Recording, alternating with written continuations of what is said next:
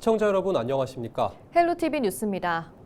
은평구 불광역과 연신내 주변서 2,000세대가 넘는 대규모 재개발 사업이 동시다발적으로 진행 중입니다. 재개발이 진행 중인 구역은 3군데로 사업이 완료되면 은평에는 만가구에 달하는 고층 아파트 단지가 들어섭니다. 손성혜 기자가 불광 연신내 일대 재개발 사업 현장을 둘러봤습니다. 허허 벌판이 펼쳐진 이곳은 은평구 가련동 300번지 일대입니다. 주민 이주가 거의 끝나고 철거 공사가 시작된 지 1년도 안 돼 동네가 흔적도 없이 사라졌습니다. 23만 8천여 제곱미터 부지의 아파트를 짓는 재개발 사업이 진행 중입니다. 최고 22층짜리 아파트 32개 동, 4,100여 세대 규모로 은평에서 가장 큰 재개발 사업지입니다. 이달 초 기준 이주율은 98%, 철거 공사는 마무리 단계입니다. 올 하반기 착공을 목표로 사업이 속도를 내고 있습니다. 하지만 공사비 인상 갈등이 불거질 경우 사업이 지연될 가능성도 있습니다.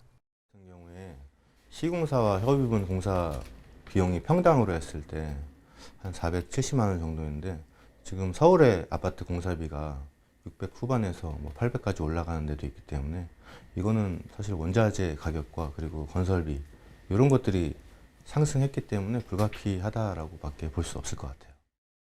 아파트 외관이 모습을 드러냈습니다. 공사비 문제로 사업이 차질을 빚었던 대조 1구역 재개발 사업 공사 현장입니다. 오는 5월 분양 일정이 잡혀 있는데 계획대로 사업이 진행된다면 늦어도 2년 내에는 입주가 시작될 전망입니다. 담장을 뚫고 나온 연통이 인상적인 이 집은 1960년대에 지어졌습니다.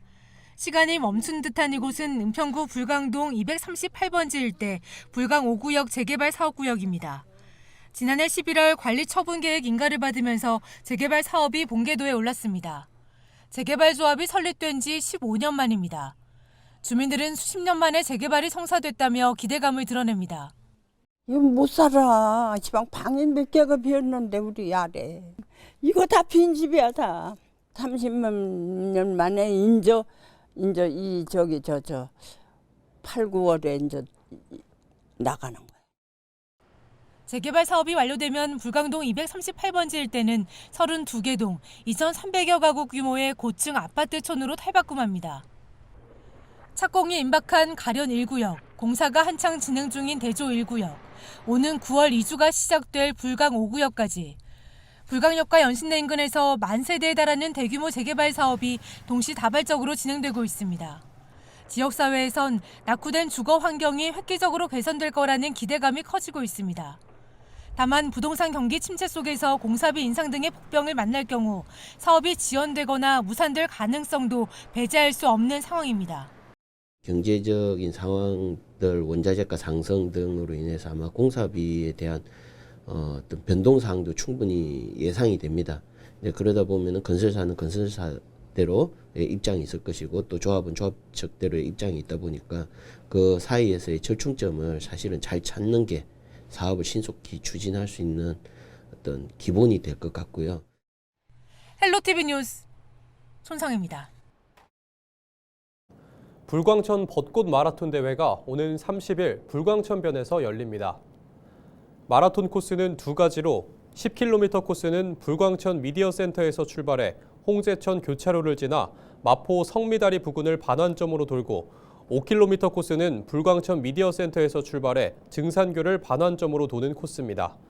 대회는 30일 오전 8시 사전 준비운동과 개회식 후 9시에 10km 코스부터 출발합니다. 마라톤 대회 신청은 13일 오전 10시부터 19일 오후 5시까지 은평구청 홈페이지 등을 통해 할 수 있으며 선착순으로 1,100명을 모집합니다. 안양천 등 서울 하천병 23개소에 생태 네트워크가 조성됩니다. 서울시는 올해 85억 원을 투입해 17개 자치구에 걸쳐 있는 9개 하천 23곳에 8만여 제곱미터의 생태 공간을 조성한다고 밝혔습니다. 안양천변에는 테마정원과 생물 서식 공간이 조성되고 중랑천변에는 둔치와 녹화 공간이 마련됩니다. 또 탄천과 불광천에는 녹음을 주는 그늘목을 식재하는 등 하천병 맞춤형 사업이 추진됩니다. 어느덧 봄 기운이 찾아왔지만 여전히 꽁꽁 얼어붙은 곳이 있습니다. 바로 건설업계인데요. 지자체가 발주하는 관급공사마저 줄면서 지역 건설사들의 한숨도 깊어지고 있습니다. 보도에 송하영 기자입니다. 순천에서 약 30년 동안 전문 건설업체를 운영해온 배경호 씨. 주로 상하수도나 지하수 개발 등 관급 공사를 진행해왔습니다. 그런데 최근 1, 2년 사이 지자체의 긴축 재정으로 관급 공사가 줄면서 코로나19 때보다 더 힘들어졌다고 토로합니다. 엎친 데 덮친 격 물가 상승으로 자재값 등이 크게 오르더니 내수 경기가 점차 악화되면서 경영 어려움이 커졌다고 말합니다. 예전에는 노무비가 약 한 70%를 차지했었는데 지금은 자재가 워낙 상승하다 보니까 5대5로 편성이 되는 경우도 있고 실제로 어렵죠. 그리고 하나의 직원들을 두지 못할 정도로 경영이 악화돼서 힘드는 사정인데도 저희들은 법인업체다 보니까 어디 손에 하소연할 데가 없죠. 실제로 건설 공사에 투입되는 재료와 노무 등 비용의 가격 변동을 의미하는 건설 공사비 지수는 지난 2020년 이후 약 30% 오른 것으로 나타났습니다. 특히 지난 1월 130.99로 집계됐는데 조사 이래 가장 높은 수치였습니다. 또 주택건설의 경우 미분양 물량이 쌓이면서 미수금이 증가해 건설사들의 자금 융통이 쉽지 않은 상황. 이렇다 보니 수익성이 악화돼 상대적으로 자금력이 약한 지방건설사 등이 더 큰 고통을 겪고 있습니다. 지난해 부도를 낸 전국의 건설사 27곳 가운데 80%가 지방업체였고 올 들어 하루 평균 종합건설사 1.8곳이 문을 닫는 것으로 나타났습니다. 상황이 심각해지자 정부는 미분양 아파트 매입과 정책자금 지원 계획을 발표했습니다. 하지만 정작 세제 혜택과 규제 완화 등은 빠지면서 실질적인 대책이 마련돼야 한다는 목소리가 높아지고 있습니다. 헬로티비 뉴스 송하영입니다. 날이 풀리고 대기가 정체되면서 미세먼지 농도가 높아진 가운데 황사까지 유입되면서 대기질이 더 탁해질 전망입니다. 기상청은 이번 주 고비 사막과 내몽골 고원에서 발원한 황사가 북서 기류를 타고 남동쪽으로 이동하면서 12일 오후부터 국내로 유입되기 시작해 13일과 14일에도 영향을 줄 것으로 내다봤습니다.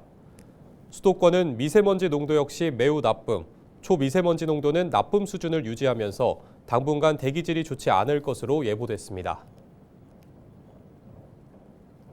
경기도가 신축 아파트 80만 호에 신재생 에너지 활용, 에너지 거래, 인공지능 기술을 도입해 2040년까지 단계적으로 전기, 냉, 난방비 등 공동주택 관리비를 대폭 절감하는 방안을 추진합니다. 김동연 지사는 지난 11일 경기주택도시공사 현장 최초로 제로에너지 건축물 5등급 예비 인증을 획득한 화성 동탄이 A93블록 장기전세 주택 현장에서 민선 8기 아리백 비전의 확대 실천 방안으로 관리비 제로 아파트 비전을 발표했습니다. 김 지사는 관리비 제로 아파트는 모두의 나라, 내 삶의 선진국을 실현하는 아파트다라고 말했습니다. 또 관리비 제로 아파트는 나를 위해, 우리를 위해, 미래 세대를 위해 반드시 가야 할 길이다. 모두를 위한 미래, 경기도가 앞장서서 실현하겠다고 덧붙였습니다. 경기도 특별사법경찰단은 납북자 가족 모임이 이달 예고한 대북전단 살포 행위에 본격적인 대응에 나섰습니다. 경기도 특사경은 지난 11일 파주시 임진각 납북자 기념관에서 파주시 파주경찰서 등 유관기관과 함께 납북자 가족 모임의 전단 살포 방지 대책회의를 개최했습니다. 특사경은 접경지역 주민 보호를 위해 대북전단 살포 행위를 차단하고자 24시간 주야간 순찰을 진행하고 있습니다. 경기도 특사경 관계자는 대북전단 살포 행위로 접경지역 주민들의 일상에 심각한 지장을 초래하고 생명의 위협까지 느끼게 하고 있다며 납북자 가족 모임의 심정은 이해하지만 전단 살포는 자제해달라고 말했습니다. 지방분권형 개헌을 위한 인천시민 대토론회가 인천시청에서 열렸습니다. 이번 토론회는 지방분권형 헌법 개정을 공론화하고 이에 따른 인천 시민의 역할을 모색하기 위해 마련됐습니다. 이날 토론회에서는 이기우 인하대학교 법학전문대학원 명예교수가 지방분권형 헌법 개정 방향과 인천 시민의 역할이란 주제 발표에 나섰습니다. 토론은 유중호 인천언론인클럽 회장이 좌장을 맡고 최은경 인천연구원 도시사회연구부장과 이준환 인천대학교 정치외교학과 교수, 조혁신 인천일보 논설실장과 이인수 기호일보 논설위원, 김소건 인천경실련 사무처장 등이 참여했습니다.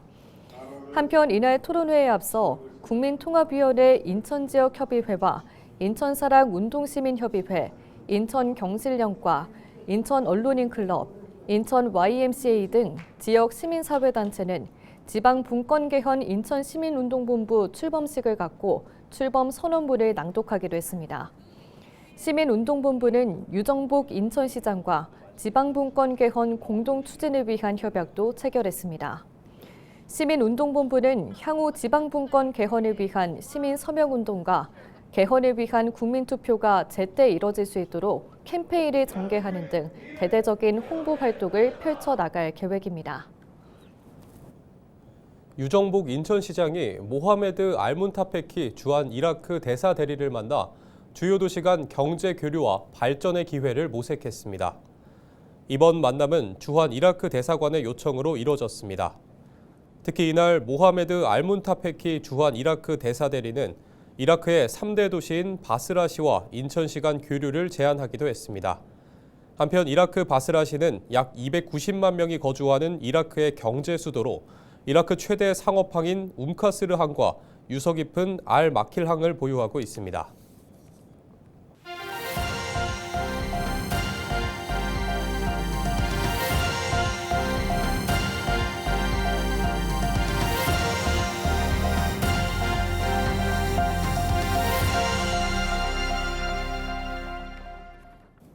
경기도는 12일 도내 거주 이민자들의 실태 파악을 통한 맞춤형 사회 통합 정책을 수립하기 위해 전국 지방자치단체 최초로 이민자 사회 통합 실태 조사를 실시한다고 밝혔습니다. 지난해 기준 경기도 외국인 주민 수는 80만 9천여 명으로 전국에서 가장 많지만 이민자 사회 통합 정책은 지역별, 분야별로 다르게 운영되고 있어 실효성 있는 정책 마련이 필요한 상황입니다. 경기도는 이민자의 생활 여건, 고용, 교육, 사회 참여 등을 종합적으로 조사하고 경기도형 사회통합 정책을 수립할 계획입니다. 이달 중 조사표를 개발한 뒤 올해 하반기까지 실태조사와 정책 개발을 완료하고 관련 기관 및 전문가와의 협력을 통해 지속 가능한 사회통합 모델을 설정할 예정입니다. 경기도는 올해 4개 교육협력 사업에 395억 원의 예산을 투입한다고 밝혔습니다. 이 가운데 중고교 신입생 교복 지원 사업은 267억 원을 들여 도내 신입생 약 27만 명에게 교육, 체육복 등 단체복 구입비 40만 원을 지원하는 사업입니다. 내구연한이 지난 인조잔디나 탄성 포장재 운동장을 친환경 운동장으로 재조성하는 사업에는 작년 예산의 2배인 75억 원이 편성돼 올해 62개교를 대상으로 사업이 추진됩니다. 오는 2028년부터 인천에서 백령도까지 대형 여객선을 이용할 수 있을 전망입니다. 인천시는 12일 시청에서 옹진군, 지역 국회의원, 고려고석 회리와 인천 백령항로 대형 여객선 신조 운항 공동협약을 체결했다고 밝혔습니다. 협약에 따라 옹진군은 선사 고려고속 회리의 대형 여객선 신조 운항에 필요한 행정적, 재정적 지원을 하고 시는 결손금이 발생하면 일부를 옹진군에 재정 지원하는 데 협력하기로 했습니다. 또 지역 국회의원은 국비 확보를 통한 결손금 지원에 힘을 모으기로 했습니다. 고려고속 회리는 올해 상반기 중 2,000톤 이상, 최고속도 41노트 이상, 승용차 기준 차량 20대 선적이 가능한 카페리설을 발주해 오는 2028년 취항을 목표로 사업을 추진할 계획입니다. 이 항로에는 2,000톤급 선박이 운항했지만 설령 제한에 따라 지난 2022년 11월부터 운항이 중지됐고 현재는 1,600톤급 선박과 500톤급 선박이 운항하고 있지만 크기가 작고 차량을 실을 수 없어 시민들이 불편을 겪고 있습니다. 이상으로 뉴스를 마칩니다. 시청해주신 여러분 고맙습니다.